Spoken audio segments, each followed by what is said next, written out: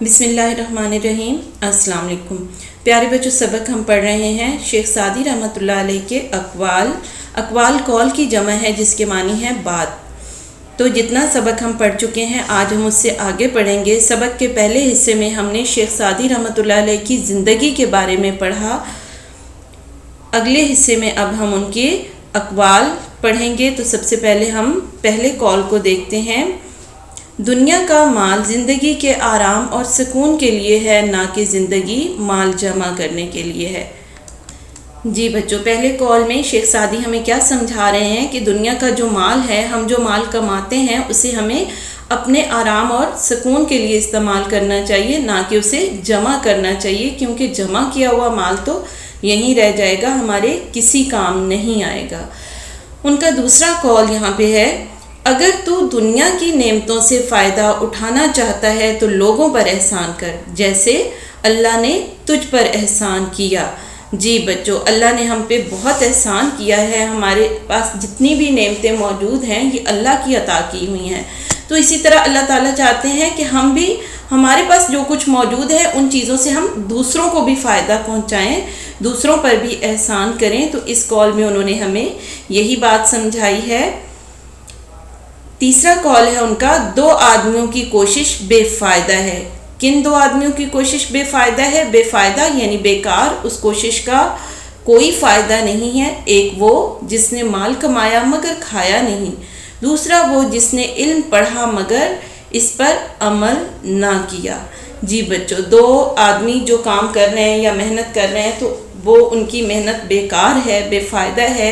ایک تو وہ جو مال کو کماتے ہیں، ان کے پاس پیسے موجود ہوتے ہیں مگر وہ کھانے پینے میں کنجوسی کرتے ہیں، ان کا دل اگر چاہ بھی رہا ہے کچھ کھانے کو تو وہ نہیں کھاتے، پیسے جمع کرتے ہیں۔ اور دوسرا وہ جس نے علم پڑھا مگر اس پر عمل نہ کیا، یعنی جس کے پاس علم ہے وہ جانتا ہے، اس کے باوجود وہ اس پر عمل نہیں کرتا۔ ان کا چوتھا قول جو یہاں پہ موجود ہے، بے عمل عالم ایسا ہے جیسے اندھے کے ہاتھ میں مشل، لوگ تو اس سے فائدہ اٹھاتے ہیں مگر وہ خود کچھ فائدہ حاصل نہیں کر سکتا۔ بے عمل عالم، ایسا پڑھا لکھا شخص جو اپنے علم سے کوئی فائدہ حاصل نہیں کرتا، ایسے ہی ہے جیسے اندھے کے ہاتھ میں مشل، چراغ ہو یعنی کہ اس کے پاس روشنی ہے، اس کے پاس علم ہے، لیکن اس سے وہ خود محروم ہے، کوئی فائدہ حاصل نہیں کر رہا اور دوسرے لوگ اس سے فائدہ اٹھا رہے ہیں، فائدہ حاصل کر رہے ہیں۔ پانچواں قول، دشمن کے ساتھ بے موقع نرمی کرنا اسے شیر بناتا ہے۔ بے موقع یعنی وہ وقت نہیں ہے دشمن کے ساتھ نرمی کرنے کا، اسے جواب دینے کا موقع ہے اور اس کے ساتھ نرمی برتی جائے تو وہ دشمن مزید دلیر ہو جاتا ہے اور اپنے آپ کو بہت بڑی چیز سمجھنے لگتا ہے۔ اگلا قول ہے ان کا، وہ دشمن جو بظاہر دوست ہو اس کے دانتوں کا زخم زیادہ گہرا ہوتا ہے۔ یعنی ایسا دوست جو ظاہری طور پر تو ہمارا دوست ہو لیکن اندر سے وہ ہم سے دشمنی رکھتا ہو، تو ہمیں اس کی بات کا، ہم اسے اپنا چونکہ دوست سمجھ رہے ہوتے ہیں تو اس کے دیے ہوئے زخم یا اس کا دیا ہوا دکھ یا دھوکہ ہمیں زیادہ تکلیف پہنچاتا ہے۔ نمبر 7 پہ ہے، دیوار کے پیچھے بھی بات کرتے وقت ہوشیار رہ، ہو سکتا ہے کہ دوسری طرف دشمن کان لگا کر سن رہا ہو۔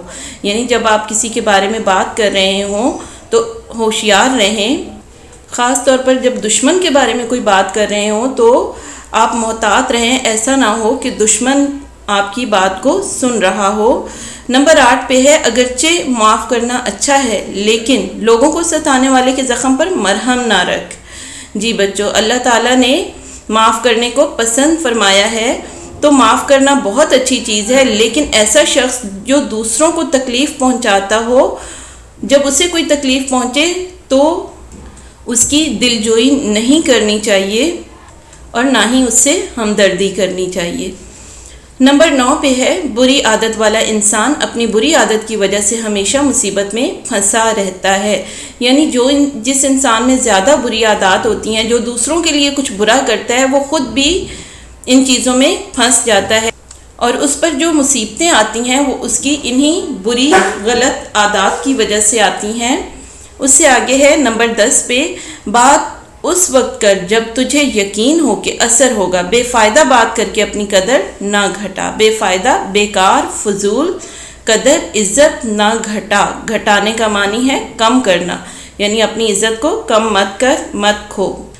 یہاں پہ شیخ سعدی نے یہ سمجھانے کی کوشش کی ہے کہ جب آپ کو یقین ہو جائے کہ آپ جو بات کرنے والے ہیں اس کا سامنے والے پر اثر ہوگا تبھی آپ بات کریں، اگر سامنے والا اس کا اثر نہیں لے گا تو آپ بات نہ کریں۔ اس طرح بات کرنے سے آپ کی اپنی عزت میں کمی آئے گی۔ نمبر 11 پہ ان کا کال ہے، 10 آدمی ایک دسترخوان پر اکٹھے بیٹھ کر کھا سکتے ہیں مگر 2 کتے ایک مردار کو مل کر نہیں کھا سکتے۔ مردار کہتے ہیں حرام چیز کو، مرے ہوئے کو، یعنی 10 آدمی جتنے بھی لوگ ہوں وہ ایک دسترخوان پر بیٹھ کر اکٹھے کھانا کھا سکتے ہیں، لیکن 2 کتے ایک مری ہوئی چیز یا حرام چیز کو اکٹھے نہیں کھا سکتے۔ نمبر 12 پہ ہے، سب سے بڑا بد نصیب وہ ہے جو لوگوں کو ستاتا ہے کیونکہ جب اس پر مصیبت پڑے گی تو کوئی اس کا دوست نہ ہوگا۔ بد نصیب، بد قسمت، بری قسمت والا، ستاتا ہے، تنگ کرتا ہے، یعنی سب سے زیادہ بری قسمت اس شخص کی ہے جو دوسرے لوگوں کو تنگ کرتا ہے کیونکہ جب اس پر مصیبت پڑے گی تو کوئی بھی اس کے کام نہیں آئے گا، اسے اس مصیبت سے نہیں نکالے گا۔ نمبر 13 پہ ان کا جو کال ہے، جو بری صحبت میں بیٹھتا ہے اس کی سوچ کبھی اچھی نہ ہوگی۔ صحبت کے معنی ہے مجلس، میل جول۔ یہ بھی کہتے ہیں کہ انسان اپنی صحبت سے پہچانا جاتا ہے، یعنی وہ جس طرح کے لوگوں میں اٹھتا بیٹھتا ہے اس کی سوچ بھی ویسی ہی ہوتی ہے۔ تو جو بری صحبت میں، بری کمپنی میں بیٹھے گا اس کی سوچ بھی ویسی ہی بری ہوگی، کبھی اچھی نہیں ہوگی۔ نمبر 14 پہ ان کا کال ہے، حاسد کے لیے بد دعا کرنے کی ضرورت نہیں، وہ تو پہلے ہی حسد کی آگ میں جل رہا ہے۔ حاسد کہتے ہیں حسد کرنے والے کو جو دوسروں کو خوش دیکھ کر یا کسی کے پاس کچھ اچھا دیکھ کر اندر ہی اندر حسد محسوس کرتا ہے، جلتا رہتا ہے، تو وہ خود تکلیف میں ہوتا ہے۔ اس کے لیے ہمیں بد دعا یا کچھ اور کرنے کی کوئی ضرورت نہیں ہوتی کیونکہ وہ تو حسد کی آگ میں خود ہی جل رہا ہوتا ہے، خود تکلیف میں ہوتا ہے۔ نمبر 15 پہ ہے، کتا دنیا کی ذلیل ہستی شمار ہوتا ہے، ہستی مخلوق، مگر حق شناس کتا ناشکر انسان سے بہتر ہے۔ جی بچوں، حق شناس، حق کو پہچاننے والا، سچ کو پہچاننے والا، یعنی کتے کو سب سے بدترین مخلوق شمار کیا جاتا ہے، لیکن ایسا انسان تو اس کتے سے بھی بدتر ہے جو ناشکرا ہے، یعنی جو اللہ تعالیٰ کا شکر ادا نہیں کرتا۔ وہ حق شناس کتے ایک فرمانبردار یا وفادار کتے سے بھی بدتر ہے۔ جی پیارے بچوں، یہ تھے شیخ سعدی رحمۃ اللہ علیہ کے اقوال۔ آج کا لیکچر ہمارا یہیں پہ ختم ہوتا ہے۔ اللہ حافظ۔